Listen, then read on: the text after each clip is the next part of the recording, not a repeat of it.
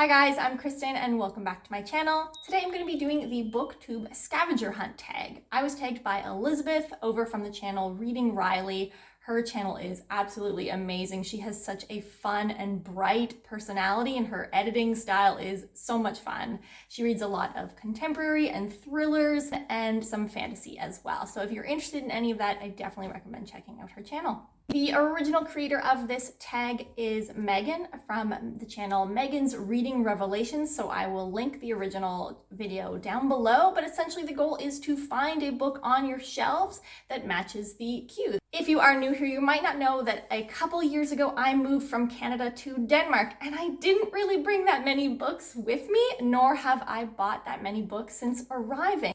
So in order to accomplish this scavenger hunt, I decided to go cross-Atlantic and get my mom involved. Unfortunately, a lot of them are in storage. Otherwise, I have included some books that I do physically have on my shelves here and some that are on my childhood bookshelf that my mom was very helpful in photographing for me. So we'll get started. The first prompt on the scavenger hunt list is to find a book with an animal companion, and for that I actually have a book physically here, and that is The Bear and the Nightingale by Catherine Arbonne. This is a historical fantasy book set in Russia with the main character Vasya, who has the ability to not only see but also interact with the house and forest spirits in her world.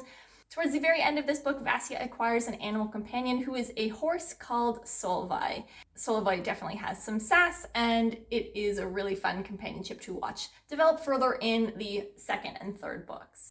The next prompt is a book with an alliterative title, and for that I did have to go to my Kobo for Spinning Silver by Naomi Novik. This is another sort of whimsical fairy tale-esque book, and it is in fact a Rumpelstiltskin retelling. This follows the main character Miriam, whose father is a moneylender who feels really bad about asking for his money back, and so her and her family are actually near destitute. Miriam decides to take matters into her own hand and starts turning her family's business around. She then acquires the reputation for turning silver into gold, which catches the eye of the king of the other Fey world. Next prompt is to find a book with a character who has a fear or a phobia. For this, we are going back to Canada, and that is Flame of Sevenwaters by Juliette Marillier. This is a generational historical fantasy series set in Ireland. The first three books focus on a successive generational pattern, whereas the final three books each feature a different sister. But it is best to think of this series as two separate trilogies that follow one after the other. Maeve is the main character in this third book, and when Maeve was really young, she was caught in a burning building and severely burned over large parts of her body. Due to her past experiences, Maeve is extremely terrified and uncomfortable with fire, and this is a fear that she is forced to not necessarily overcome but confront in this story. For the fourth prompt, we are looking for a book written the year you were born. Fortunately for me, one of my favorite authors published Tigana in the year that I was born. Unfortunately, Tigana is one that I have only read once, and it was a very long time ago, so I don't remember much about the actual plot or what this book is about, but from memory, it is a multi-POV fantasy where a rivalry or war between two sorcerers led to kind of the complete destruction of one land, including making everyone else in this world forget even that land's name. It is focusing on, I think, like a rebellion or like an underground network of people who are trying to overthrow their conquerors and take back their land. And the fifth prompt is a book with a character who has really good style. Reading fantasy, I'm not really sure how to judge that, nor is it something that I really pay attention to. So I do have a physical book, and I'm gonna go with Big Little Lies on this one by Leanne Moriarty. If I'm remembering correctly, the character Celeste in this book, the Nicole Kidman character, if you watch the show, was described as either being very beautiful and with great style, or just having great style, or just being beautiful. I'm not sure, but that's what I'm gonna go with. The sixth book is a book that has been signed by the author, and I don't actually own one, like at all. I have no books that have been signed by authors. I have never gone to an author signing.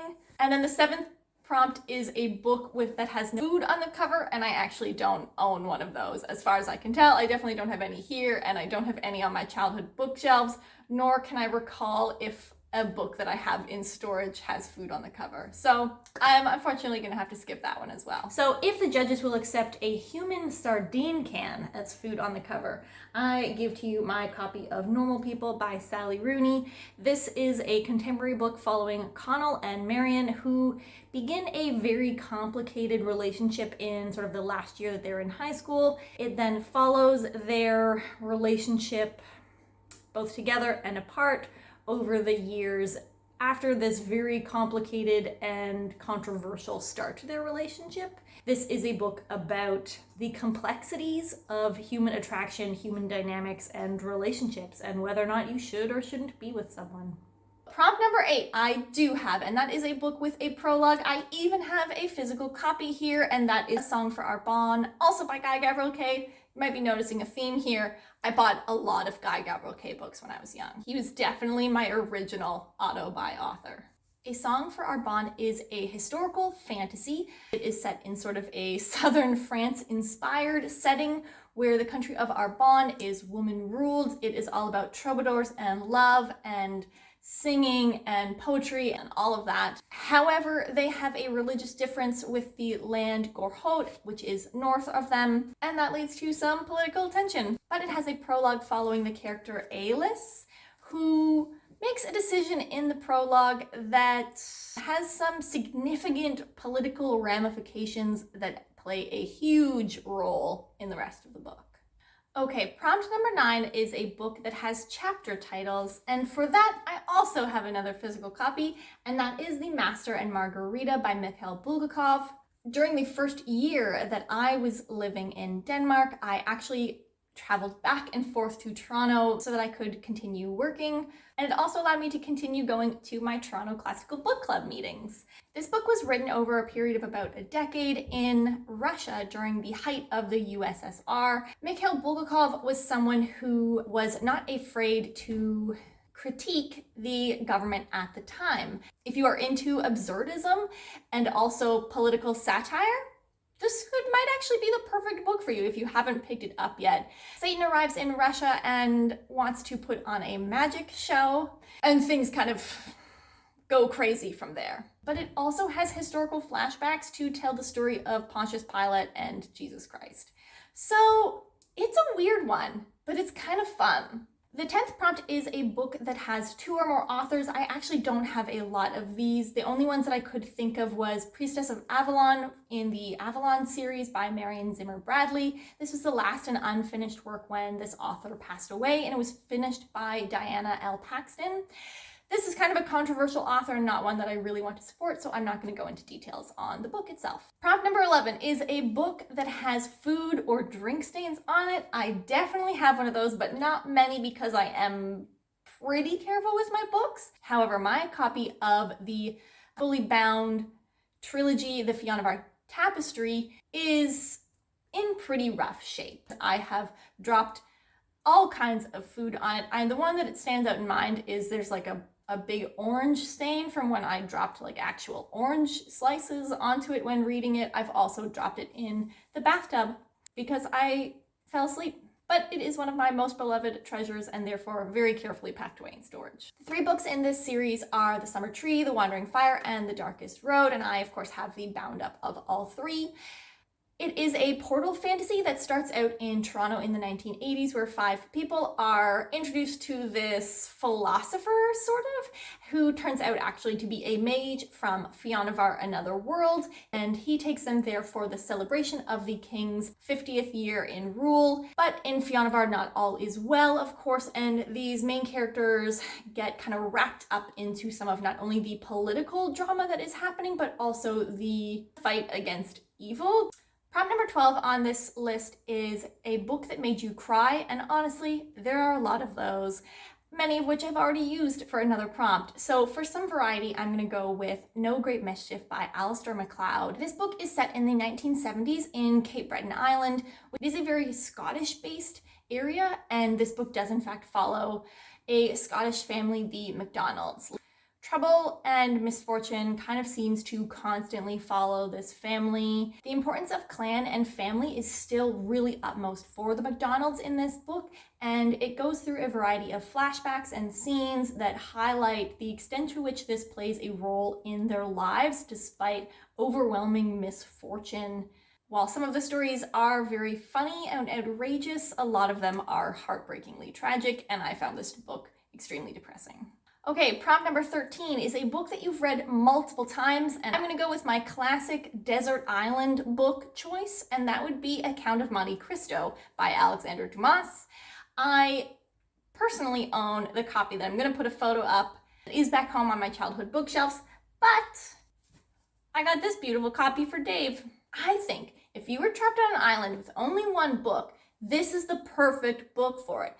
Assuming you got onto this island under nefarious circumstances, it would be perfectly thematic for it. But also, it is so long, and the story is so vastly different at the beginning, the middle, and the end, that by the time you got to the end, you could pick this book up again the next day and start all over again, and it would feel like a brand new book than what you were just reading. The Count of Monte Cristo, of course, follows the story of Edmond Dantes, who is a sailor in Napoleonic France, I think. Don't quote me on that.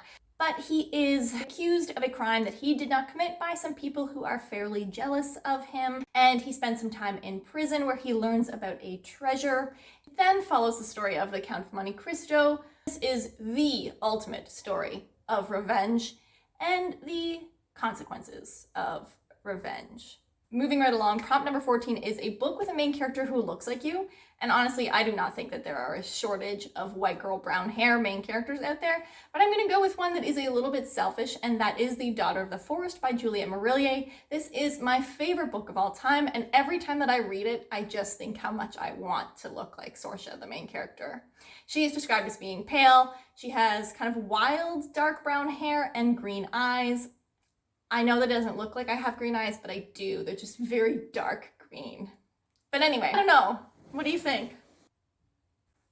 Isn't it a perfect match? Thank you for allowing me to indulge in my selfish cosplay.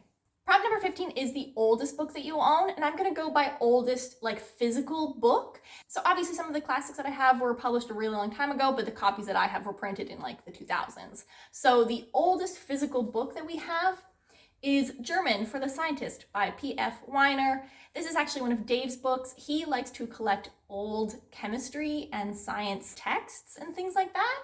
And this physical copy was printed in 1950. It was originally published in 1943.